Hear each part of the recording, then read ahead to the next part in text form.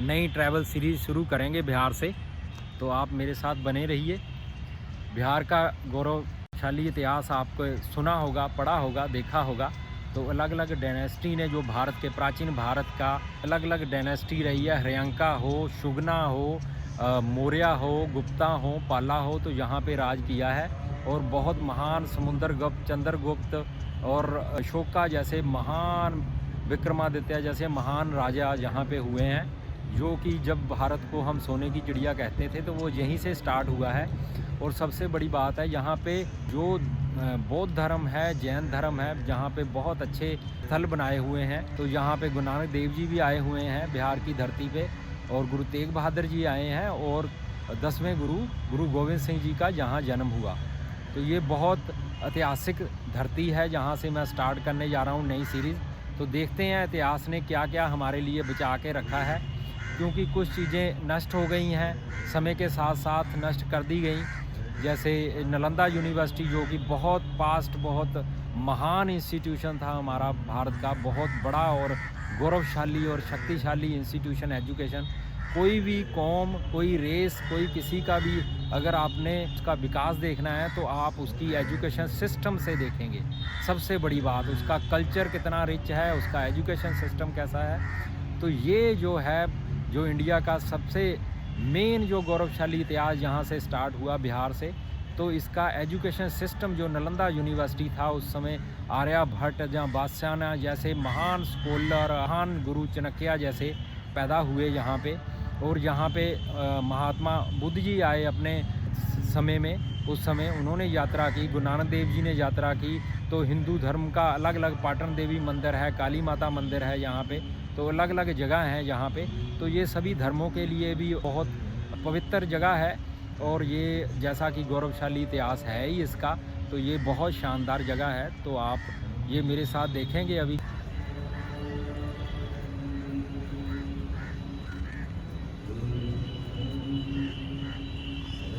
ये साथियों है पाटलिपुत्रा करुणा स्तूपा। ये बहुत सुंदर पार्क इन्होंने मेंटेन किया हुआ है, यहाँ पे आप देखेंगे। ये बहुत सुंदर पार्क है। ये साथ में ही है बिहार के जो रेलवे स्टेशन है पटना जंक्शन, उसके साथ में ही है इधर। तो यहाँ पे जो मेनली वो ये स्तूपा है, और ये वृक्ष बहुत अच्छा इन्होंने बना रखा है, पार्क बहुत सुंदर है। तो यहाँ पे इसकी अलग अलग एंट्री फ़ीस है। अगर पार्क में जाएंगे तो 20 रुपीज़ है अभी, अगर स्तूपा और पार्क देखना 50 रुपीज़ है। यहाँ पे मोबाइल तो अलाउड है, मोबाइल में इसलिए मैं रिकॉर्डिंग कर रहा हूँ यहाँ पे, लेकिन यहाँ कैमरा अलाउड नहीं है अंदर।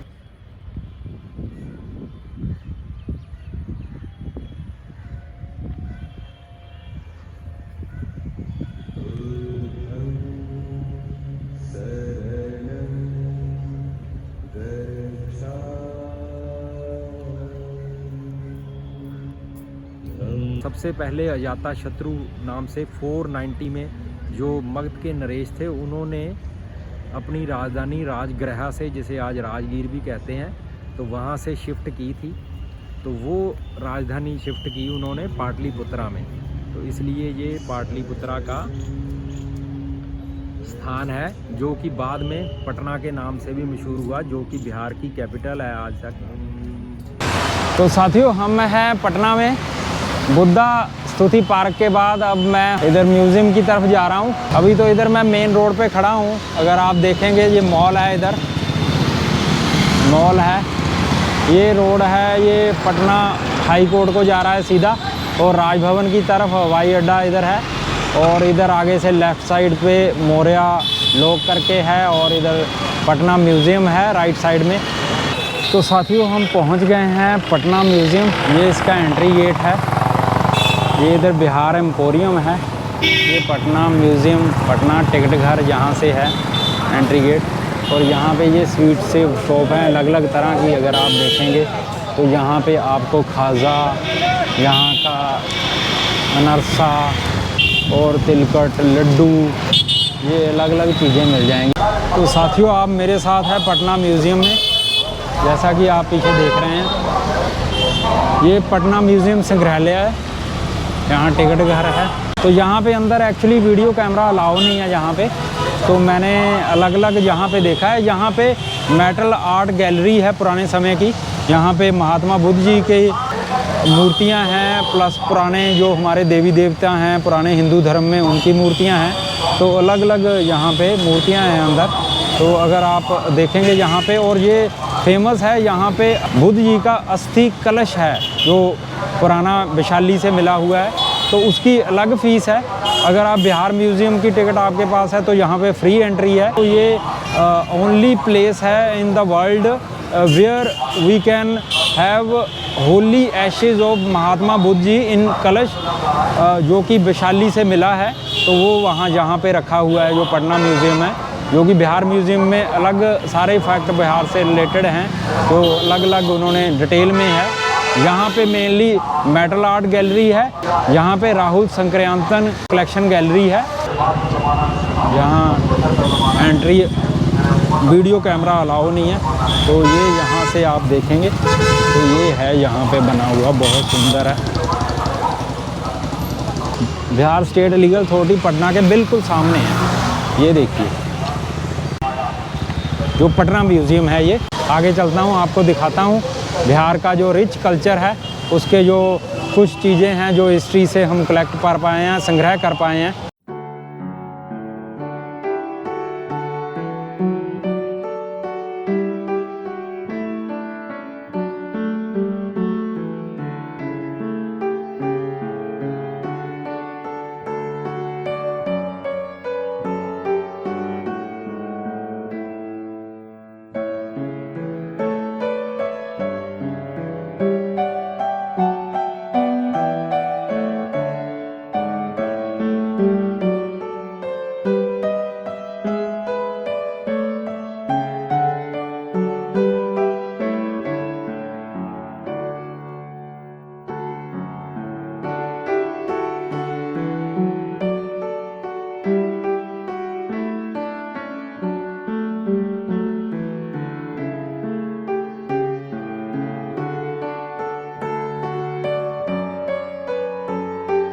साथियों, मैं हूँ बिहार म्यूज़ियम में।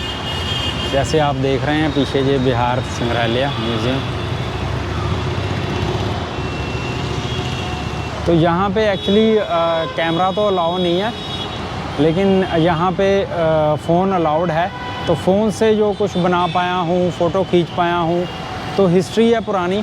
जैसे बिहार की मैंने आपको बताया बहुत रिच कल्चर है और बहुत पुरानी गौरवशाली इतिहास है, जो स्टार्ट होता है पुराना नंदा से। नंदा के बाद मौर्य आए हैं, गुप्ता आए हैं, कुषाण आए हैं, शुंगाज आए हैं, और यहाँ पे पाल डायनेस्टी रहा है, फिर वर्धन साम्राज्य रहा है, सल्तनत रही है। सल्तनत के अलग अलग फिर शेरशाह सूरी का समय रहा है। शेरशाह सूरी के समय के बाद फिर बंगाल के नवाबों के होता हुआ ये ब्रिटिश अम्पायर। जैसे भारत आज़ाद हुआ तो भारत की बिहार की राजधानी है पटना। तो ये बिहार का जो मेन इतिहास है यहाँ पे वो सब अंदर दिखाया हुआ है। यहाँ पिक्चरों में वहाँ पे निशान वगैरह हैं, जो पुराने चिन्ह दिखाई दे रहे हैं, जो मूर्तियाँ हैं बनी हुई, पुराने सिक्के हैं अलग अलग, तो ये यहाँ पे दिखाया गया है। देखो कैमरा तो अंदर अलाउ नहीं है, स्टिल कैमरा फ़ोटो वगैरह ले सकते हैं। एंट्री फ़ीस है इसकी 100 रुपीज़। तो अभी ये था बिहार म्यूज़ियम, बहुत अच्छा बना हुआ है। जैसे आप देख रहे हैं बहुत अच्छा बना हुआ है। यहाँ पे इधर चिल्ड्रन गैलरी है, इधर हिस्टोरिकल गैलरीज़ हैं, तो अलग अलग गैलरीज़ हैं यहाँ पे फ्लोर पे। तो मैं जितना भी सफ़र कर पाया हूँ, अलग अलग देख पाया हूँ। तो ये आप बने रहिए मेरे साथ।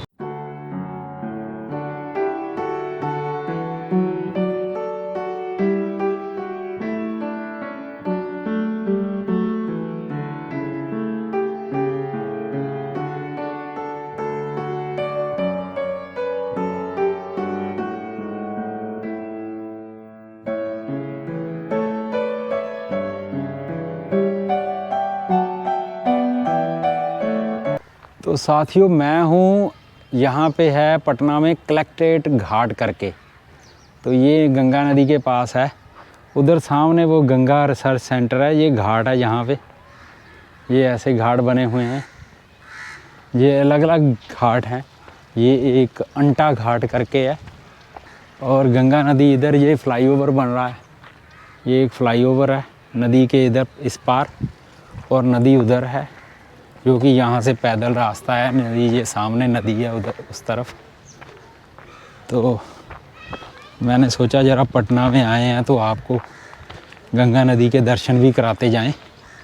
तो साथियों, हम पहुंच चुके हैं गंगा नदी के किनारे पे। तो आप देखिए, ये गंगा नदी है जिसके किनारे पे पटना बसा हुआ है, ये आप देखेंगे। लेकिन हमने, आप देखो, ये देखो, ये देखो, हमने ये साफ़ नहीं रहने दी। किसी भी कौम के लिए, रेस के लिए सबसे इम्पोर्टेंट चीज़ वहाँ के जो होते हैं वो रिसोर्सेज हैं। अगर हम रिसोर्सेज की प्रोटेक्शन नहीं कर सकते और उसका जो मेनली जो उसका विकास होता है वो वहाँ का एजुकेशन सिस्टम कैसा है, वहाँ कल्चर कैसा है, उस पर डिपेंड करता है। इतिहास इतना गौरवशाली जो खंडित हुआ है वो हम बचा नहीं पाए, ये हमारी बहुत बड़ी नाकामी कह सकते हैं। इन सब कारणों, जैसे हमने ये अपने रिसोर्सेज को गंद डाल डाल के यहाँ पे हमने नष्ट किया है। तो कोई भी कौम का कल्चर जो होता है, जब तक हम अपने रिसोर्सेज का ध्यान नहीं रखेंगे, उसको साफ़ सुथरा नहीं रखेंगे, तो हमारा एजुकेशन सिस्टम को हम बचा के नहीं रख पाएंगे, तो वो बहुत मुश्किल हो जाता है किसी भी कौम के लिए दोबारा वो गौरवशाली इतिहास को दोबारा प्राप्त करना। लेकिन ये इम्पॉसिबल नहीं है, पॉसिबल है। लोग पढ़ रहे हैं जहाँ पे आजकल आप देखें कितने भी कंपटीशन होते हैं तो उसमें आप बिहार की पोजीशन देख सकते हैं। तो लोग मेहनत कर रहे हैं उस एजुकेशन सिस्टम को रिवाइव करने के लिए, लेकिन बहुत टाइम लगता है। और सबसे बड़ी चीज़ जो है, मैं बिहारियों का, ये एक बिहार निवासी हैं जो भी ये मानता हूँ कि एजुकेशन सिस्टम में तरक्की की, लेकिन इनको बहुत साफ़ सुथरा सफाई की जो कि हम सब भारतीयों को ज़रूरत है, वो बहुत ज़रूरत है। ऐसे हम अपने भारतीय होने के नाते रिसोर्सेज ऐसे ख़राब करेंगे तो मुश्किल है। तो ये आप देखिए पवित्र गंगा नदी। तो मेनली मैंने सोचा कि पटना में आए हैं तो आपको गंगा नदी के दर्शन नहीं किए, क्योंकि नदियां ही हैं जहाँ पे हमारी सभ्यताएं ये कामयाब रही हैं और विकास हुआ है इन सभ्यताओं का। चाहे ये बिहार में आप देख लीजिए, बिहार का जो भी गौरवशाली इतिहास जो कि हिंदुस्तान का भी है नेचुरली, तो वो सारा इतिहास इन नदियों के कारण ही है। तो अगर हम इन्हें साफ़ सुथरा, तो यही मोटो, इसलिए मैं मोटो यही रखा है मेनली कि keep it clean, save the green, कि हम अपने जितने भी ग्रीन कवर हैं, जो भी फॉरेस्ट हैं, ये वो उनको बचा पाएँ। और ये हम जो रिसोर्सेज हैं, जो भगवान ने रहमत बख्शी है, जो बहुत मुश्किल से मिलते हैं रिसोर्सेज, इनको हम साफ़ रख पाएँ। कोई भी धर्म हमें गंदगी डालना नहीं सिखाता, एटलीस्ट सारे धर्म हमें साफ़ सुथरा रहना सिखाते हैं। ठीक है साथियों, तो चलते हैं अगले पड़ाव की ओर।